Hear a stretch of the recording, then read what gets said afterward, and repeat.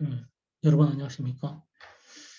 예, 어제 제가 방송하고 오늘 이렇게 제가 연속 이틀 이렇게 방송하기는 처음이네요.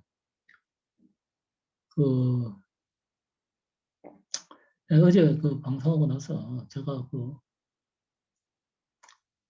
생각을 하니까 어떤 문제가 하나 급히 생각이 나는 거면은 대형교회 있지 않습니까? 대형교회. 제가 계속 지금 대형교회를 공격하거든요. 대형교회를 공격하는데 예, 이런 생각을 드서서 저 사람은 왜 하필이면 그뭐 자꾸 그 대형교회만 자꾸 저렇게 욕을 하고 저렇게 비난하는가. 이런 문제죠. 근데 저는 옛날부터 이제 그런 혹시 이 문제에 대해서요, 한번 이야기를 한번 했으면 하는 생각을 실컷 했습니다. 근데 이제 오늘 불현듯 이제 안 되겠다 이거 자꾸 미루지 말고 바로 한번 말씀드려야 되겠다 이렇게 생각합니다. 대형 교회를 갖다가 첫째 비난한다. 대형교회는 일반 교회하고 뭐가 그렇게 달라서 그렇게 대형교회를 밀고 늘어지는가 하는 문제죠. 또 하나는 왜 자꾸 교회를 비난하는가? 근데 두 개 다 오해입니다. 둘 다 오해입니다. 저는요, 제가 지금은 다 거의 다 제가 옛날 했던 방송을 내렸어요. 왜냐면 저 시대와 정인 방송은요, 그 시대의 어떤 증거를 하는 가운데서요, 구체적 사람 이름을 거론했을 경우에는 그걸 오래 두지 않고 내립니다. 왜냐하면 그 안에는 그분이 회개했거나 또 여러 가지 그 신앙적 변동 사항이 있을 수 있는데 계속 그 동영상을 여기에 남겨두면은 마치 좋은 글씨처럼요. 인간은 변화하거든요. 변하는 존재입니다. 인간의 자유의지는요. 그렇게 계속 바뀝니다. 자유의지가요. 고정되어 있는 게 아니고 아침 저녁으로 바뀌는 게 인간의 자유의지거든요. 그래 변화하는 하나 인간을 갖다가 계속 좋은 글씨처럼 이렇게 낙인 찍어서 여기 동영상에 고착시켜두면은 그 자체도 그 하나님한테 책망받을 일이거든요. 그래서 그 내립니다. 그 내리는 가운데서 옛날에 찍은 거 보면요. 제가 오히려 대형교를 비난할 때요. 대형교 목사들이 자꾸 교회를 비난하기 때문에 제가 그걸 지적한 적이 있습니다. 왜 교회를 비난하는가? 오히려 그렇죠. 그럼 지금 제가 지금 하는 방송은 무엇입니까? 너는 왜 자꾸 대형교를 비난하느냐? 이제 이런 문제 복잡합니다. 그둘다 오해라는 것은요. 교회를 비난한다고 할 때는요, 예수 그리스도의 몸된 교회를 그들이 비난하기 때문에 제가 비난하는 겁니다.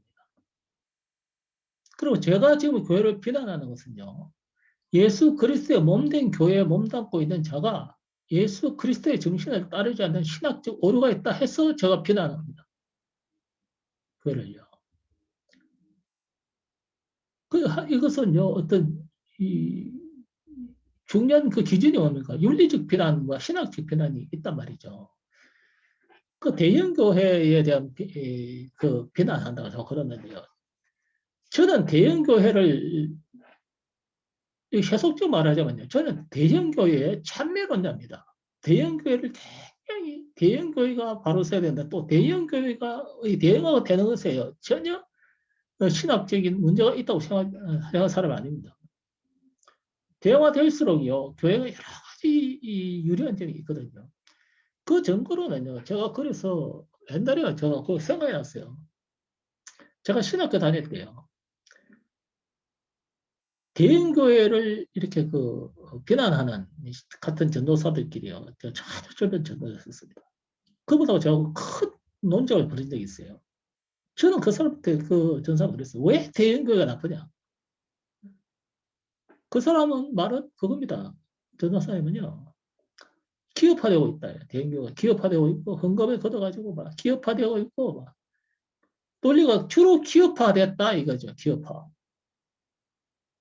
그 기업화를 세속화로 동치시키고 있는 거죠. 그 전도사님은요. 그 대형교회가 기업화된 것이 아니라 대형교회가, 소형교회가 되어서 성도수가 늘어났는데, 그 굳이 기업의 그런 어떤 성장 논리를 빗대서 대형교회를 비난할 필요가 있는 거예요. 이제 제가 이렇게 그 논쟁을 벌였어요. 그 말은 뭐냐면 제가 대형교회를 이렇게 무턱대고 막 대형교회가 대형교회라는 이유 하나만으로 제가 이렇게 비난하는 게 아니란 말입니다. 그 증거로는요, 제가 그 옛날에 그 전도사 신학대학교 다닐 때 과제 중에 하나가 한국교회 문제점에 대해서 한 페이지만 네가 아무거나 생각나는 대로 에세이로 하나 적어라. 이거는 1점짜리예요. 1점짜리. 100점 중에 1점 받는 거예요. 그거는 이제 에세이를 하나 제출하면 그냥 1점 플러스 주는 거죠. 그 서비스로. 그래는 꼭 이런 1점짜리 한 페이지짜리를 갖다 꼭 한 10페이지씩 이렇게 만들어냈습니다. 시간을 들여가지고. 1점을 매가지고.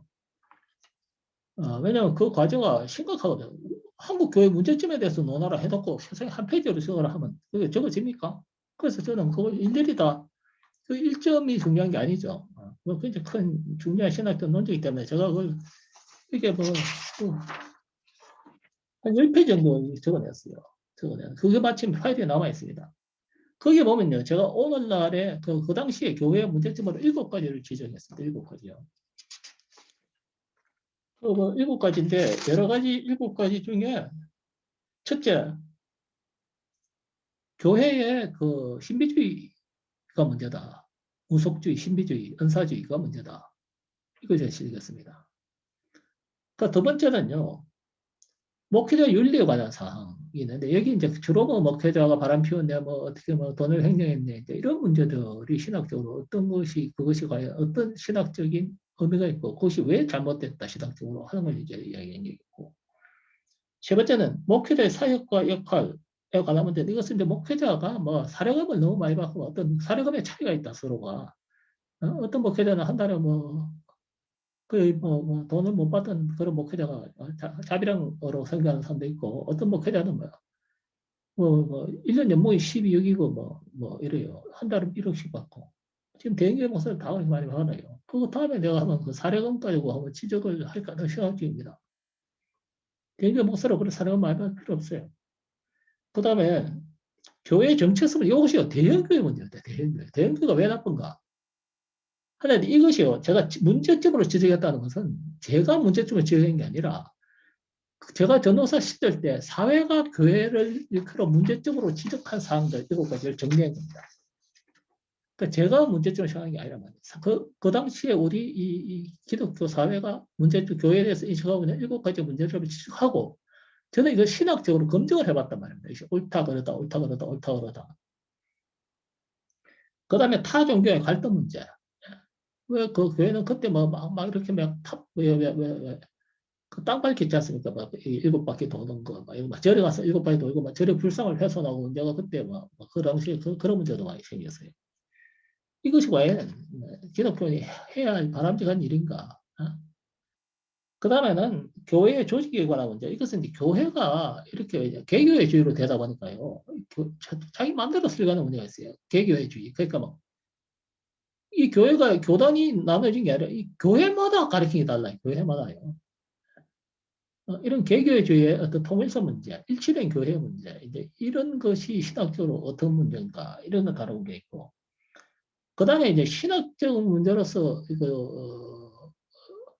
신학적인 일치성의 문제. 그러니까 장로교가 웨스트민스터 교리 같은 것이 전혀 뭐가 나고 이거 은혜주의 설교만 하는 것이 이것이 바란스를 맞춰야 되는 문제가 아닌가. 이제 이런 것도 검증하는데 제가 그중에 네 번째로 대형교회 문제를 갖다가 거론하면서요. 제가 대형교회를 옹호했습니다. 옹호요. 대형교회를 옹호했습니다. 그래서 저는 대형교회를 비난한 사람이 아니라 이 말이죠. 대형교회가 나쁘다고 하는 사람도 아니고 대형교회가 비난받아야 될 이유가 있는 겁니다. 지금 현재.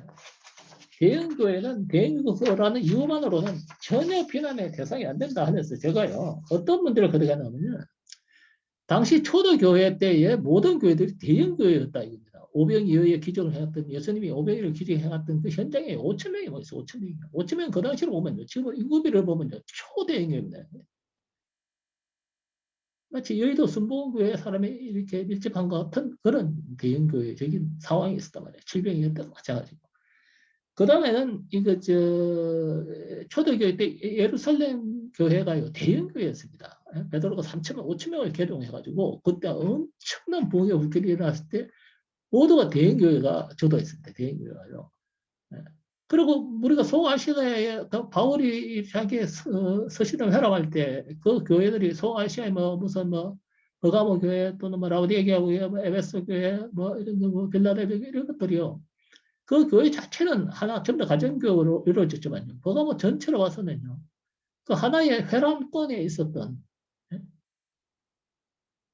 어떤 그 이름을 그 정처가 버가모 교회, 라우디게아 교회, 뭐 에베소 교회, 뭐 서머나 교회 이런 식으로 붙였기 때문에 그 자체로 보면은 집행이 대형교회적인 프랜차이즈 성격을 가진 그런 교회였단 말이에요.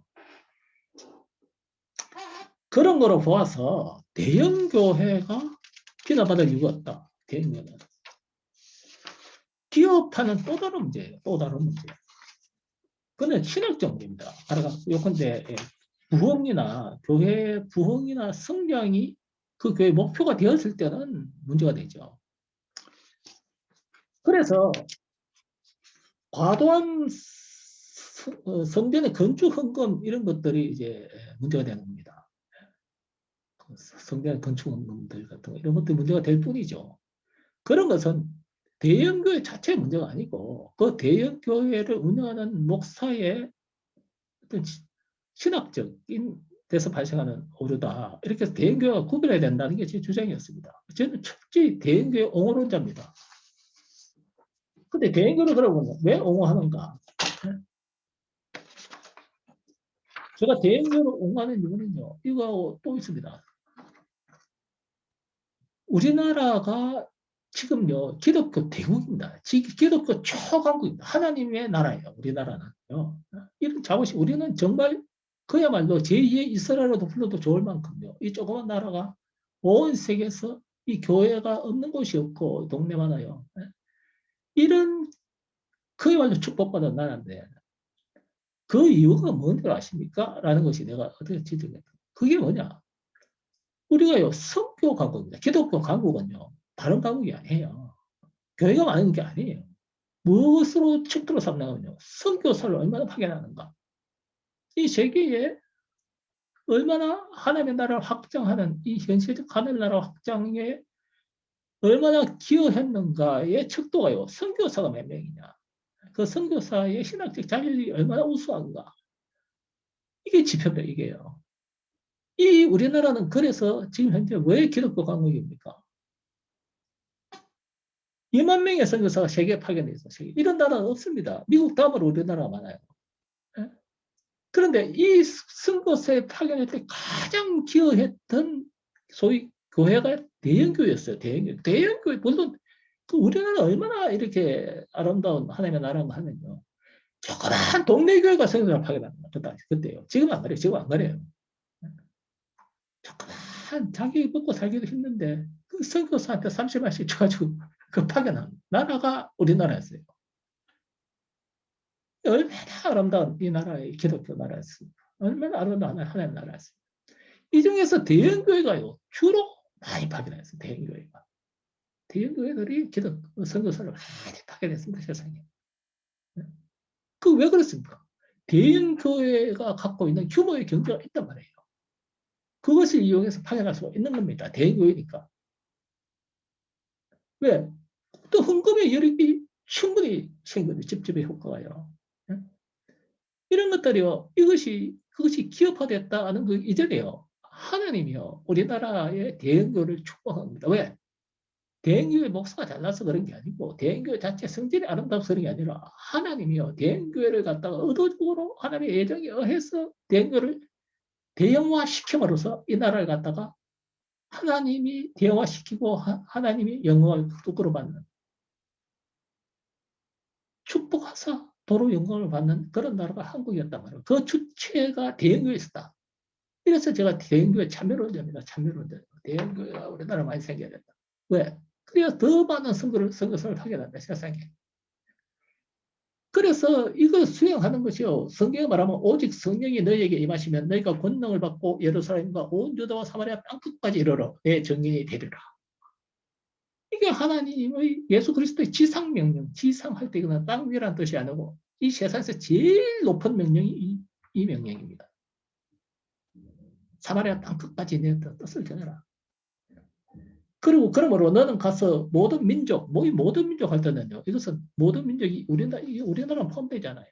이방인, 이방시계, 이방세계, 한 민족이 다른 민족으로 가서 어? 제자로 삼아. 제자는 그 교리를 가리키라는 겁니다. 기독교가 가리키는 게 뭐냐? 하나님이 누구신가를 가리키라. 가리켜서 제일 중요한 것은 아버지, 아들과 성령의 이름으로 세례를 베풀고, 즉 기독교인의 인을 찍으라는 거예요. 기독교로서. 그래서 성령을 베풀어서 내가 너에게 분부한 뭡니까? 복음이죠. 복음요. 복음. 분부한 모든 것을 가르쳐. 복음을 가르쳐. 지키게 하라. 구원을 지키게 하라. 복음을 가르쳐 구원을 지키게 하라. 볼지어다 내가 세상 끝날까지 너희와 항상 함께 있을 것이다. 너희가 선거하는 그 현장에 내가 항상 같이 동행할 것이다.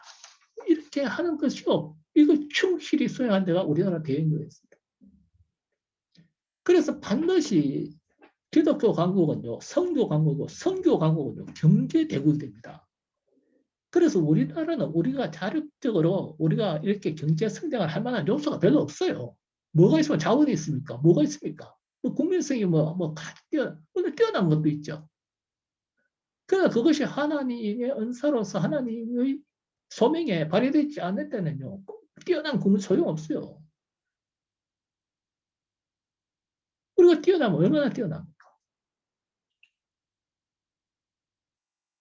사람이 비슷비슷해요. IQ도 그렇고 평균적으로 비슷비슷하고. 우리가 뭐 한 10 정도 IQ 다른 민족보다 1, 20 높다고 그래서. 우리가 이렇게 경제 대국이 될 만한 말이죠. 이유가 없습니다. 예? 경제 발전론을요, 경제 발전론. 예? 제가 경제학자거든요. 세속부에 있을 때. 경제 발전론 입장에서 우리 한국의 경제 발전론을 해석하려고 해봐도요, 여러 가지 어려워 보시는데, 그거 몰라서 그렇죠. 이승만, 박정희라는 특별한, 이렇게 예? 박정희 그분도 교회 다닌 적이 있어요. 그런 아주 특별한 사람들, 크리스찬들을 보내가지고 이 세상을 부흥시켰다고 하나님이요. 이 나라를 갖다가. 그렇게 있으면 박정희 없으면 이 나라가 없습니다. 이 나라의 경제 성장은요, 뭐 여러 가지 차이가 없어요. 이 나라를 민주주의를 도입한 사람은요, 모든 어떤 민주화 세력이 그 당시에 존재했던 것도 아니고, 우파가 존재했던 것이 아니고, 이승만 단독 혼자의 힘으로 이루어낸 겁니다. 6.25 사변을 막아서 이승만 단독으로 막았어요. 이승만이 세계 그 도르만을 향해서 썼던 그 편지, 그 한 통이요. 그 미국 대통령의 마음을 움직여서 이 나라를 참전시켰답니다. 온 세계를 참전시키게 만듭니다. 그때 그 편지에다가 누가 옆에서 도와준 사람이 한 명도 없습니다. 예? 누가 뭐 이렇게 써라. 내가 한번 검증, 그 편지 내가 읽어보자. 고쳐줄게 한 사람 없어요. 오직 그 한 사람의 하나님의 소명을 받은 자가 하나님, 그건 뭡니까? 그것도 이스마엘 능력이 아니거든요. 하나님께서 그렇게 만드셨단 말이에요. 그렇게. 내가 편지만 쓰면 뒤는 내가 알아서 할게. 이 중요합니다. 선택은 되어서 네가 이야기를 해야 된다. 이야기를 걔한테 기독교에 이야기하고 나면은 그 선택된 자를 내가 수확하리라. 너는 씨만 뿌리라. 성장과 양육은 내가 하마. 이것이 하나님의 성교의 법칙 아닙니까? 그 조항에 대형 교회가 있었단 말입니다. 그래서 대형 교회는 하나님이 대형화시키더란 말이에요. 하나님이 대형화시켰어요. 그러면 반드시 기독교 강국은 선교 강국이고 선교는 경제대국이 되는 거예요. 그러므로 우리가 경제가 발전했다 이러면요. 우리가 엄청난 이 하나님의 은혜를 받았다는 거예요. 은혜요. 우리가 경제가 성장의 비밀은 하나님의 은혜에 있는 겁니다. 우리가 갖고 있는 자원이나 우리 인적 자원의 요소가 중요하시면 인적 자원의 요소로 할더라도요. 우리가 이렇게 교육률이 왜 풍부해진 줄 아십니까? 이것이 유일하게 이 나라의 경제 성장에 유일한 하나의 가능성이 있다면요. 이 나라의 교육률입니다. 교육률요. 나는 굶어도 내 자식은 교육시겠다. 이것이 그동안 이 나라를 일으킨 것은요. 산업혁명이 아니고 이 나라 많은 어머니들이 이 나라를 살린 겁니다. 지금 페미니즘에 병들어서 저렇게 오늘날 우리 한국의 여성들은 다 모성성을 잃고 여성성을 다 잃고 중성화되어서 거의 짐승화되는 그런 상태에 있어요. 그러나 그때 우리 어머니들, 우리 할머니들은요, 그 자식 하나 교육시키기 위해서요, 자기는 푸파려고 반다지를 했습니다. 그것이 누가 그렇게 만들었어요? 이 나라 들어왔던 많은 선교사가 이 나라의 근대식 교회 갖다 만들었어요. 그 당시에 성경 사경회가요, 이 나라 근대 문물을 보급하는 하나의 거대한 인문주의 조직거든 학문의 산실이었어요. 학문의 그 모든 시민이 이렇게 그때 우리가 문명이 많이 해소돼서 성경 때문에요. 예? 문명이 많이 저하되고 그 중간에 대행교가 있단 말이에요. 그래서 저는 대행교를 절대 욕하는 사람이 아니에요. 근데 지금 뭐가 문제입니까? 왜 제가 대행교를 욕합니까? 지금 드디어 즉 무엇이 우리나라의 기독교 강국의 척도, 은혜의 척도가 대행교에 있다. 그러면 지금 현재 대행교가 몰락 중이거든요. 지금 망하고 있어요. 다 앞으로 망할 거고. 그걸 보는 제 심정이 어떻습니까? 아, 대행교회가 망한다. 이러면 이게 뭘 의미하는가 봐. 아, 우리는 이미 선교 강국에서 탈락하겠구나. 예? 이 걱정. 두 번째는 아, 이 나라가 망하겠구나. 교회가 망하면 나라가 망하겠구나. 이런 것 때문에 지금 대행교회를 걱정하는 겁니다. 근데 그 대행교회를 걱정하면서요. 뭐가 하는가 하면 그 대행교회 목사를 보는 겁니다. 망할 짓만 하고 있구나. 하나님의 은혜가 철수한다. 요즘 제가요, 교회에서 그 SKS를 이렇게 쭉 하면서 이거 또 한참 길어지고 있어요, SKS가요. 뭐 벌써 몇 번에 하는지 모릅니다.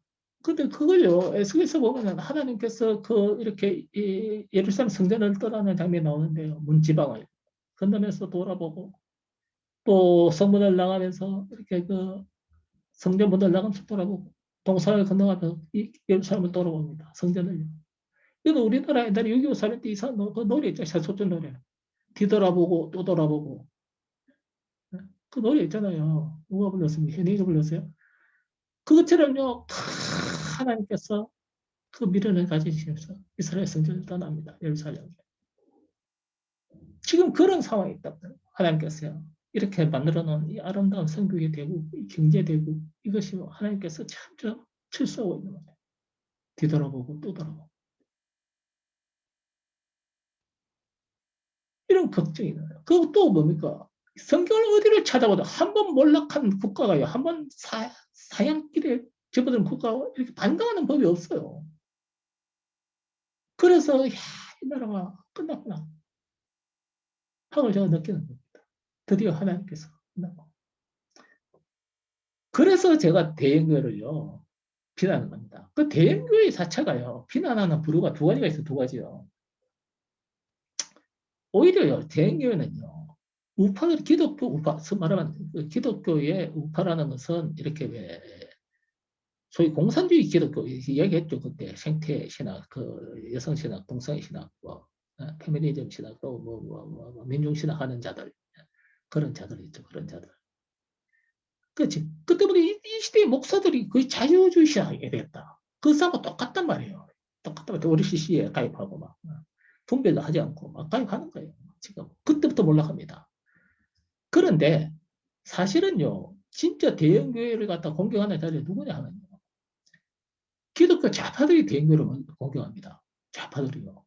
그 대형교회는 양쪽으로 협공당하고 있습니다. 지금 옛날에는 좌파들이 공격당했고 지금 우파들에게서 공격당하고 있습니다. 그 좌파들은 왜 공격합니까? 그들은요 대형 교회를 갖다 뭐로 공격하냐면요. 주로 뭐를 공격하냐? 목사가 바람 피웠다. 목사가 회개 부정했다. 또 뭐 목사가 뭐 논문을 표절했다. 예? 또 목사가 뭐 어떻게 주로 대형 교회들을 갖다 공격하면서 윤리적으로 공격합니다. 윤리적으로. 그 대형 교회 목사들을 파렴치한으로 만들고 뭐 자기 자식한테 물려줬다. 이래서 대형 교회를 공격합니다. 그 주로 좌파들의 공격 수법이요. 이렇게 윤리적으로 공격한다. 그 대형교회 목사들을 파렴치한으로 만들거나 윤리적으로 굉장히 문제가 있는 자로 만듭니다. 치사한 자, 뭐 이렇게 만들어서 몰락시킨다. 박근혜도 그렇게 몰락시켰어요. 무슨 최태민하고 바람 피웠다, 뭐 이렇게 막 세월호 때 잤다, 배약을 먹었다, 머리 파마 이런 식으로 윤리적으로 공격해 희한하게요. 그 우파들은 대응으로 공부할 때는 저는 신학적으로 공부합니다. 그 왜 자유주의 신학을 갖고 있느냐? 저는 그것이 별로 그렇게 물론 대행교회 윤리적으로 또는 그거 윤리적 문제점은 대행교회만의 문제점이 아니에요. 인간이 갖고 있는 모든 소유교회, 온갖 교회들 목사들이 다 조금씩 그 문제점이 다 있어요, 다요. 예? 근데 윤리적 문제가 중요하다는 뜻이 아니에요. 우선 신학이 문제가 중요하다. 너가 자유주의 신학이 아니냐, 하나님의 바른 신학이 아니냐를 가지고 공격하는 것이 이것이 저의 입장이에요. 저의 입장이에요. 그 대응은 두 양면에서 공격하고 있죠. 정치적으로 우파 시절에는 기독교 좌파들이 교회를 무너뜨리기 위해서 대의를 공격합니다. 아예 교회를 말살시켜 버리기 위해서요. 예? 기독교 좌파는 교인들이 아니에요. 그건 사탄의 하나의 그 사탄이 파견한 에이전트들이란 말이에요. 스파이들이고 교회를 말살시키라 없애버리라. 자기는 그것도 모르고요. 막 그렇게 떠들고 있어요. 자기가 기독교 믿는다고 착각하고요. 그 사탄의 교돌입니다.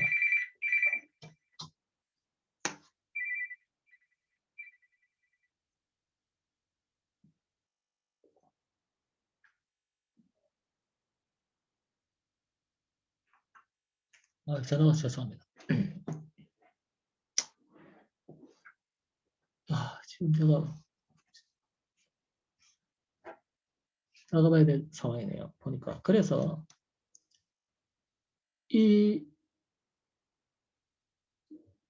저는 대형교회를 비난하지 않습니다. 그들이 갖고 있는 신학적 문제점을 지적할 뿐입니다.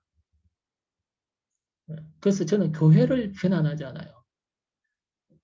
교회는 하나님께서 어떤 대형교회도요 반드시 그 주인은 예수님이세요. 그 목사가 아니고. 그래서 제가